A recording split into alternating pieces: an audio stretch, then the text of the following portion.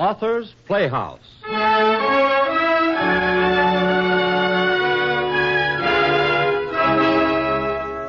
Presenting Wilbur Schramm's hilarious story of a mislaid train. Dan Peters and Casey Jones.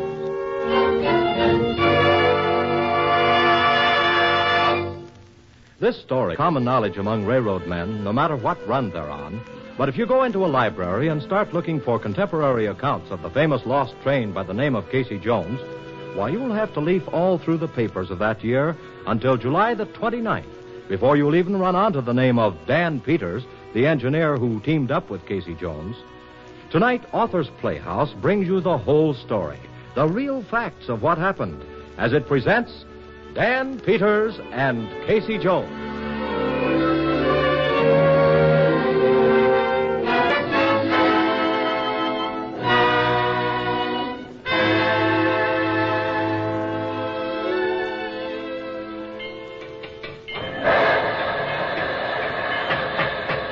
Well, Casey, old friend, how do you feel this morning, huh?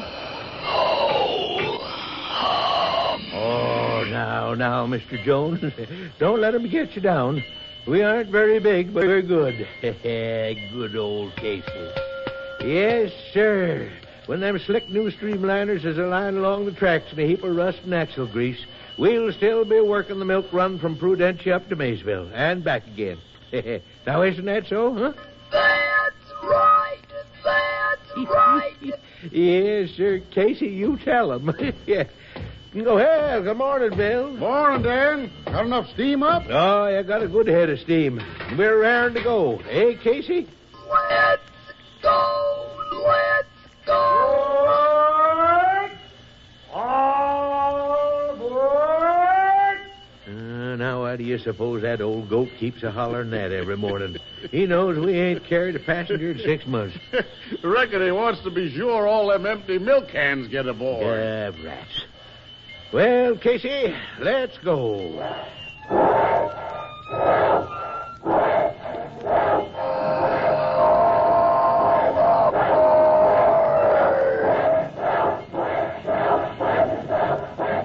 Bill? Yes? Would you rather own a zebra or a giraffe? I'd rather own a mule and a few acres of ground. Hey, you know, I was looking at a map last night, and I found a town named What Cheer, Iowa. Now, what do you suppose What Cheer, Iowa is like? I wouldn't rightly know, Dan. Say, Bill, you suppose locomotive ever gets jealous of automobiles? As far as Casey and me knows, there ain't a hill in the valley with more than one side. Want to bet on it? And no offense to your hometown, but sometimes I get so darn tired of riding into Maysville, Ohio. Maysville, Ohio is one of the most interesting small towns in the United States of America. It has the biggest elm tree in the country. Yeah, that's what I mean. Now, if Maysville only had the smallest elm tree once. You can't have everything, Dan. Yeah, I know. But every day for 20 years, I've picked up 3 cans of milk at Ben Epples' farm. Never 2 or 4. For 20 years. How much time we got? Say, wouldn't it be fun to pull a string of sleepers over the painted desert, huh? Or listen to station names like Lackawanna and Tonawanda instead of Maysville, Ohio, some morning. Dan, for a solid man, you've got the unsolidest ideas. I do believe you'd drive the train off the tracks like an automobile if you could. If you could steer it. Now, wouldn't you? Well, I don't know. Casey and me have a sort of understanding. Say, Bill. Yeah? Can you keep a secret? What kind of a secret? Come here. You ever notice this here lever before? Why, no, Dan, never did. Won't see anything like it on any other locomotive in the world.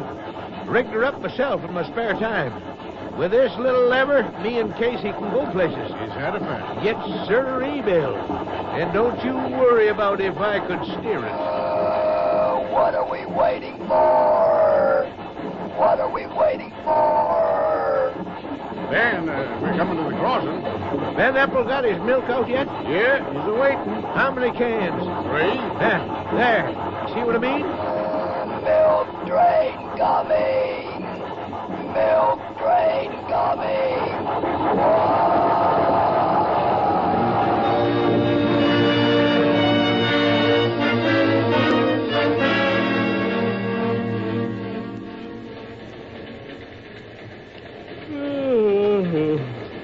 Your move, conductor. Uh-huh.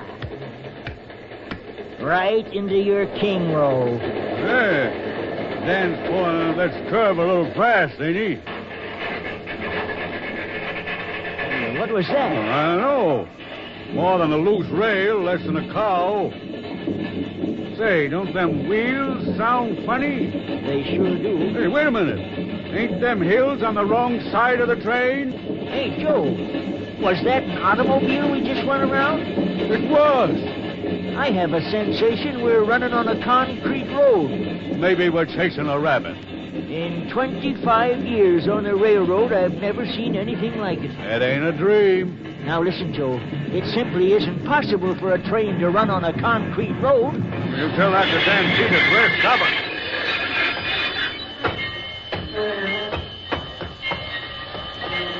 Hello, boys. Hello, Dan. Well, when do we get into Maysville? We don't. Well, where you headed for, Dan? I don't rightly know, except it's nowhere that we've ever been before. We're even going to run at night because we've always had to run in the daytime. I'm sorry for the inconvenience, but you fellas get off here. What? All set, Bill? Yes, sir, Dan. I'll sober up with the go. Well, so long, boys. All right, Casey, let's roll.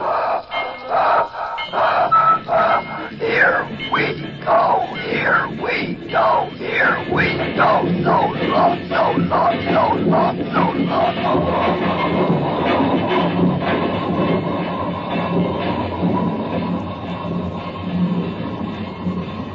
Pinch me. Pinch me.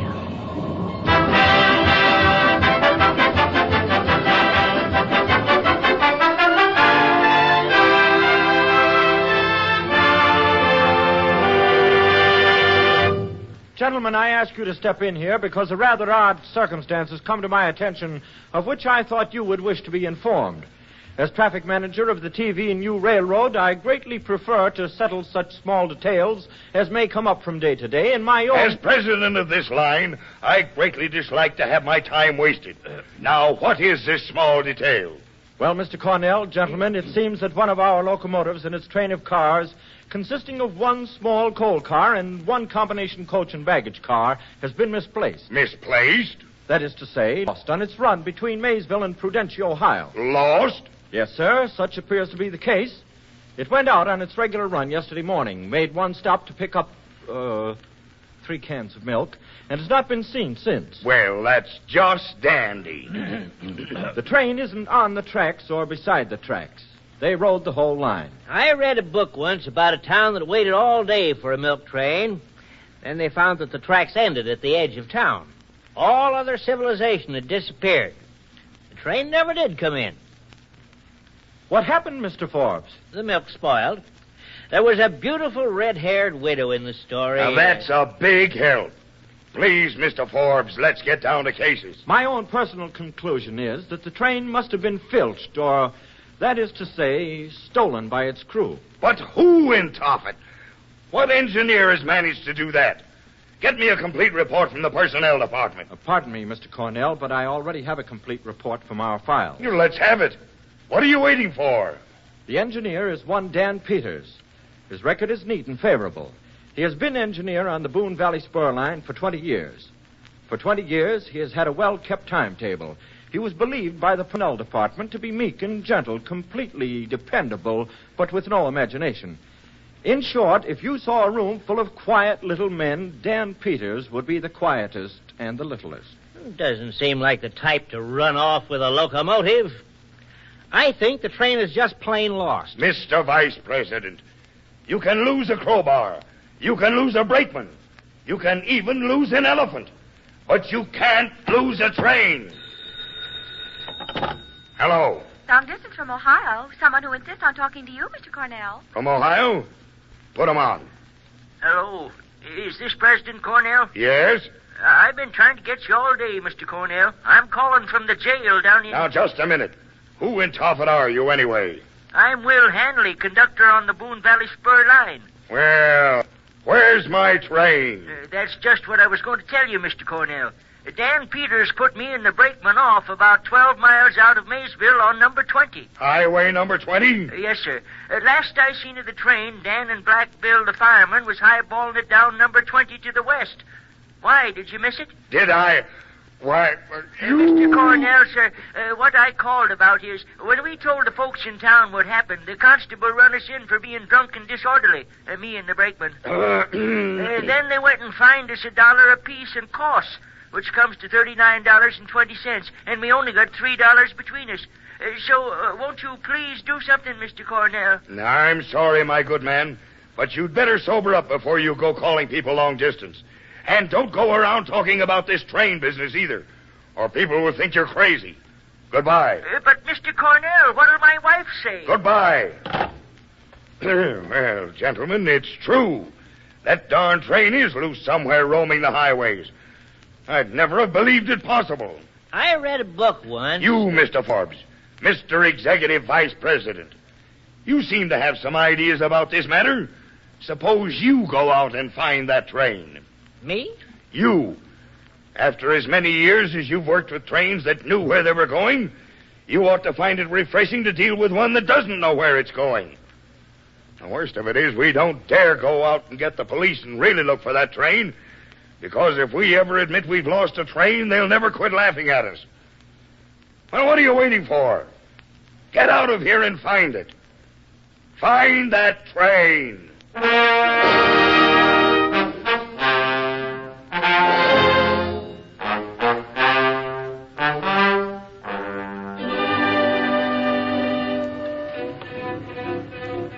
Gray-haired man with red cheeks, doctor. He come to the door and asked if he could park in the barnyard that day since he traveled only at night.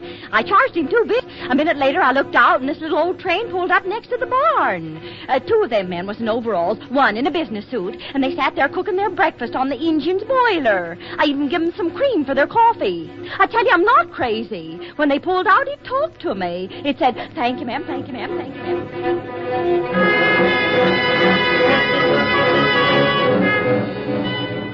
Maybe I was taking a little more than my share of the road. These big semi-jobs is hard to handle. Anyways, I hears a whistle, see? And this train comes over the hill. I pulls over to my side quick, but he swipes off my fender and runs me right off the road. I can see the engineer laughing at me as he goes by. I tell you, I was not drunk.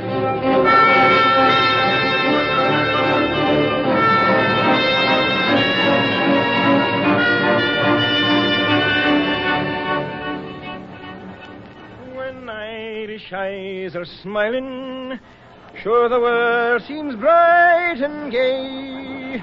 In the... now look at that. And they can't do that on this highway. One headlight and he'll be my first victim of the night. Glory Beach is a bright one, too, bright enough to blind a man. And he ought to see me signal well enough.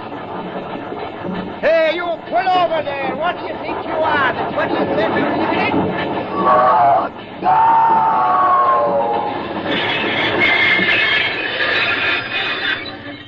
By the ghost of St. Patrick, is a locomotive. Good evening, officer. What's on your mind? Good evening to you, sir. Would that be a locomotive you're driving? It is, sure enough. That's what I thought. Now, see here, you, what's the meaning of this? Meaning of what, officer?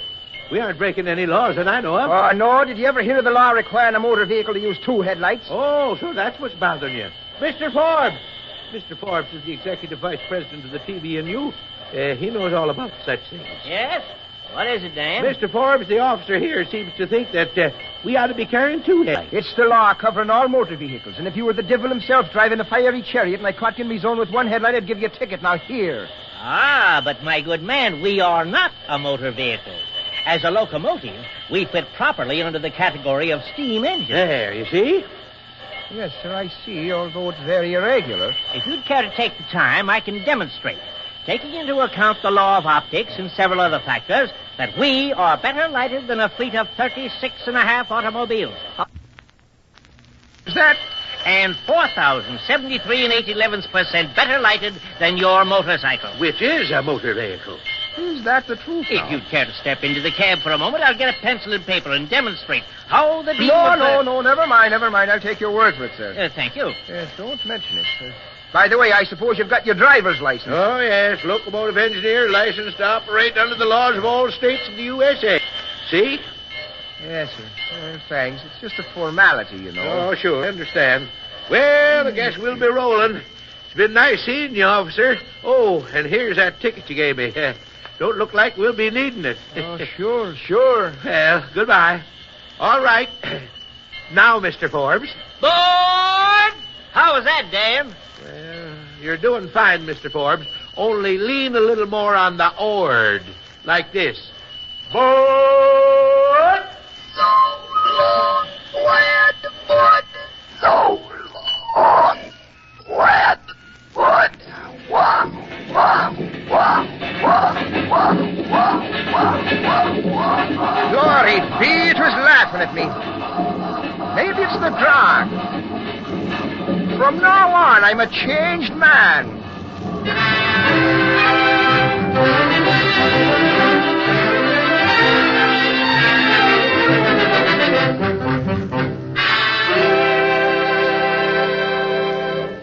Mr. Cornell, here's a postcard the girl asked me to give you when you came in. Postcard? Mammoth Cave, Kentucky. Have found you know what. Dan and I and Bill having fine time. Wish you were here. Signed, Forbes. Why, that... where's my hat? Listen, if I'm not back in 10 days, send the police after the confounded train.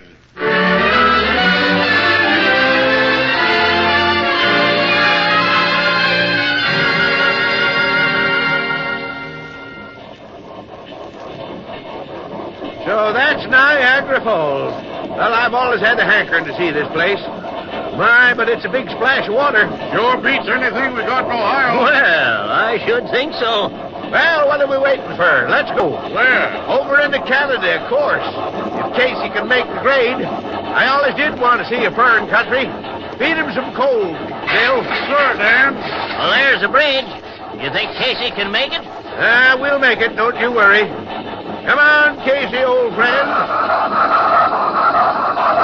We can make it. We can make it. We can make it.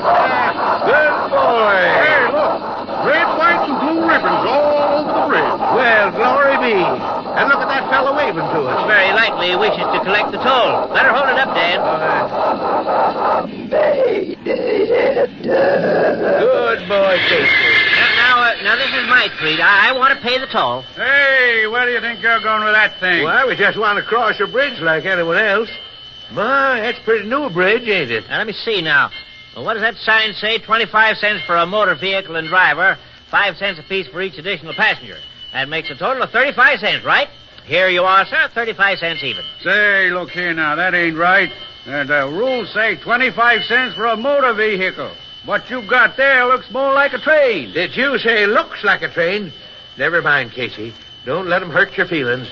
We aren't very big, but we're good. Aren't we, Casey? Thank you, Dan. Say, you must be Dan Peters himself. And this is Casey. Jumpin' Jehoshaphat. Why, you're famous all over the United States, Mr. Peters. Huh? Say, people been looking for you all over the country ever since the story came out in the papers. And Casey. Gosh, but I expected something bigger. Me and Casey in the papers? People been saying you were seen last night down in Alabama. Hey, look here. Let's settle this little financial transaction. Is 35 cents all right? Gosh, I'd sure like to let Casey through, but until this bridge is dedicated, he can't cross or nobody else. This here is the brand new international bridge, and it ain't going to be dedicated till this afternoon. What kind of a bridge you say this was? It's called the International Bridge. It's a sort of memorial to international peace and friendship. So it's going to be dedicated this afternoon by a lot of big shots. Oh, so that's why they got all them red, white, and blue ribbons, eh? Well, Forbes, look like we got here just in the nick of time. Yeah, this here is a big thing. A memorial to international peace and friendship. Hey, what do you say if we just pull up by these here ribbons and wait to see this here dedication? Right-o, Dan. Well, Casey would like to be in on a big affair like this. Dan, I don't know much about dedications, but it sure is time for breakfast. Well, coffee's already perking in the boiler. Mr. Guard, would you care to join us? I'd sure be honored, Mr. Peters. Mr. Forbes, will you pour? we'll drink a toast to this here pretty new bridge and to international peace. Right, Casey, old boy? That's right, Dan.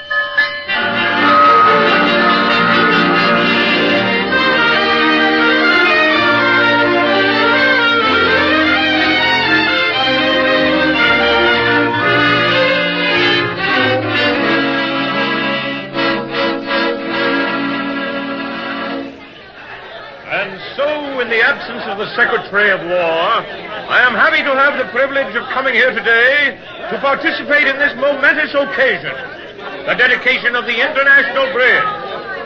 A momentous occasion, I say, for this is more than the dedication of a great bridge. It is a symbol, a memorial to international peace and friendship between the people of two great... We want Dan Peters! Where is this Dan Peters? Get him up here quickly. I'm right here, Governor. Oh, Mr. Peters, you've got to speak to these people. Me? Oh, I can't make a speech, Mr. Governor. Oh, listen to that crowd. Mr. Peters, this way. Well, we are fortunate in having with us today Mr. Dan Peters of the TV&U Railroad and other points who will now speak to you. Mr. Peters.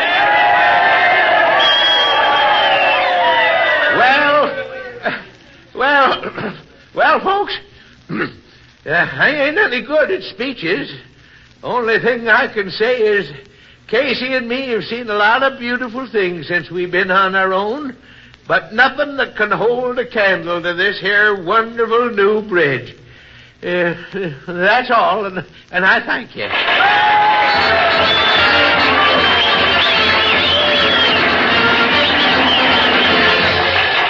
Well, Mr. Peters, I guess you and Casey have seen and done about everything now, haven't you? Well, we've been around. Just two things more we'd like to see. A zebra and President Frank Cornell of the TV&U. Here I am, Dan Peters. Move aside, Dan. Move aside. Let him through. I'm Frank Cornell. It is Frank Cornell. Mr. Peters, I wanted to meet you bad. President Frank Cornell? Well, I'm sure pleased to make your acquaintance. My, but I thought you would be bigger. I thought you'd be bigger, too. I thought you'd be 20 feet tall. Mr. President, I want to tell you that I'm sorry I didn't keep the schedule. Dan, I can't forgive you for not keeping the schedule. But what I can't forgive, I can sometimes forget. I'm going to forget what you didn't do and remember what you did do. Mr. Peters, if you can move your train enough so we can get the official automobile past it, we want you to cut the ribbon and ride over the bridge with us in the first car. Did you say automobile? We'll ride over in Casey. Plenty of room in the coach and baggage car for all of you. Why, that sounds just fine, but there's one favor I'd like to ask. What's that? Could I ride up in the cab? I've always wanted to do that ever since I was a boy. Well, Casey would feel right proud to have a real governor right up there in the cab with him. And you too, President Cornell, if you'll do us the honor. Why, Dan, the honor's all mine, and I really mean that. Well, fine. What are we waiting for? Come on. Governor, you go round up the rest of the officials, herd them into the baggage car, and let's get a rolling. Right, Mr. Peters. I'll hurry. Mr. Cornell, this is Casey. Casey, I want you to meet our president, Frank Cornell. Howdy, Mr. Cornell. Come aboard. What? Thank you. Step right up, Cornell. Look out. You don't all over grease there. Thanks, Dan. And the blazes with the grease. President Cornell, I reckon you know Mr. Forbes. Yes. Well, Forbes, I see you found the train. Yes, I did, sir, but it seems as if Casey wasn't quite ready to go home. They're all in, Mr. Peters. Ready to go now. All right, all set, Governor. But wait a minute. That was a mighty poor kind of a speech I made. Could you reach out there and get that microphone over to me from the platform? I got something else I want to say. This here's more than just a bridge. It's a kind of stand for something. It seems like somebody ought at least to mention it. Yes, here you are, Mr. Peters. Oh, thank you kindly, sir. Folks,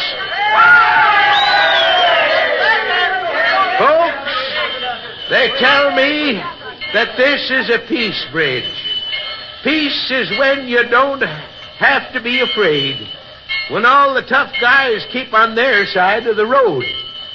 That's what we call law and order, I reckon. And when you've got that, you've got freedom for the little guys who aren't going to hurt nobody. Freedom to look at Niagara Falls and get to know somebody in Watch Highway. And when you get to know somebody, pretty soon you find somebody you can trust, like the U.S. and Canada. And because the U.S. trusts Canada, we got this here bridge. And a mighty pretty one it is. And I thank you.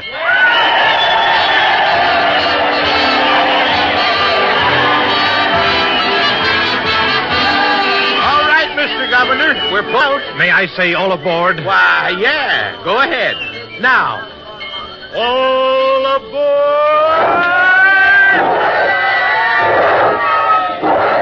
Well, Casey, old boy, here we go. Mr. Cornell, sir, there's the whistle cord. Will you do the honors, sir? Canada! Here we go!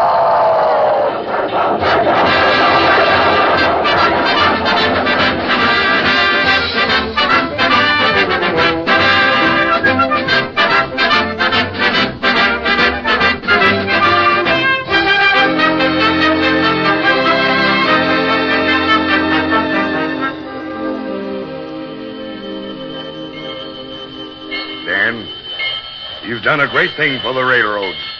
You've been worth thousands of dollars in advertising. The question is, what do you want to do now? Would you like to be a vice president? Oh, shucks, Mr. Cornell. I'm just an engineer. We'll give you a new 16-coach diesel streamliner. You can get 20,000 applications for your first trip. We'll pass an act of Congress. You can go where you want to. Well, no, Mr. President, no. You see, Casey has a soul. You can talk to him. You can't talk to the shiny new engines. All you can do is feed them oil and grease. I don't know whether souls grow or you build them in. Well, I suspect they grow. But you can't drive Casey anymore.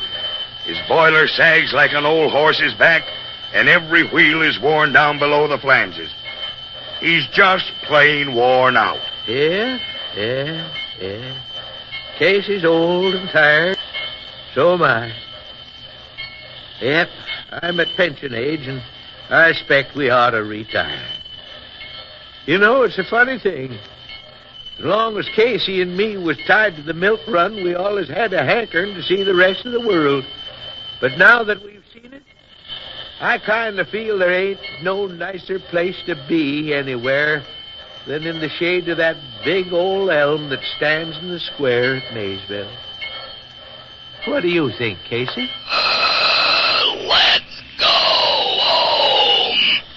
Let's go home.